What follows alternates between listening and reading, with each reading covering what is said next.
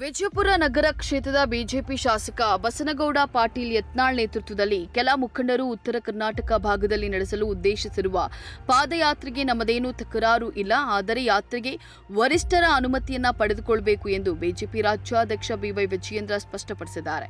ಇನ್ನು ನಗರದಲ್ಲಿ ಮಾಧ್ಯಮ ಪ್ರತಿನಿಧಿಗಳೊಂದಿಗೆ ಮಾತನಾಡಿದ ಅವರು, ರಾಜ್ಯಾಧ್ಯಕ್ಷನಾಗಿ ಪ್ರತಿಯೊಬ್ಬರನ್ನ ವಿಶ್ವಾಸಕ್ಕೆ ತೆಗೆದುಕೊಂಡು ಹೋಗುವುದು ನನ್ನ ಆದ್ಯ ಕರ್ತವ್ಯ. ಇದನ್ನು ಸತತವಾಗಿ ಮಾಡಿಕೊಂಡು ಬಂದಿದ್ದೇನೆ. ಪಕ್ಷಕ್ಕೆ ಶಕ್ತಿ ಸಿಗೋದಾದ್ರೆ ಕೆಲವರು ಮಾಡಬಯಸಿದ ಪಾದಯಾತ್ರೆಗೆ ವರಿಷ್ಠರು ಸಮ್ಮತಿಯನ್ನ ಕೊಡ್ತಾರೆ. ಕೇಂದ್ರದ ವರಿಷ್ಠರ ಭೇಟಿಯು ಪಕ್ಷದ ಸಂಘಟನೆಗೆ ಲಾಭ ತರಬೇಕೆಂಬ ಸದುದ್ದೇಶ ಹೊಂದಿರಲಿ ಅಂತ ಹೇಳಿ ಆಶಿಸಿದ್ದಾರೆ. ಜಲಸಂಪನ್ಮೂಲ ಸಚಿವರು ಸಂಪನ್ಮೂಲದ ಬಗ್ಗೆ ಹೆಚ್ಚು ತಲೆಕೆಡಿಸಿಕೊಂಡ ಹಾಗಿದೆ. ಜನ ರೈತರ ಬಗ್ಗೆ ತಲೆಕೆಡಿಸಿಕೊಳ್ತಾ ಇಲ್ಲ. ಪಿಎಸ್ಐ ಪರಶುರಾಮ್ ಕುಟುಂಬಕ್ಕೆ ಇನ್ನೂ ಪರಿಹಾರವನ್ನ ಕೊಟ್ಟಿಲ್ಲ.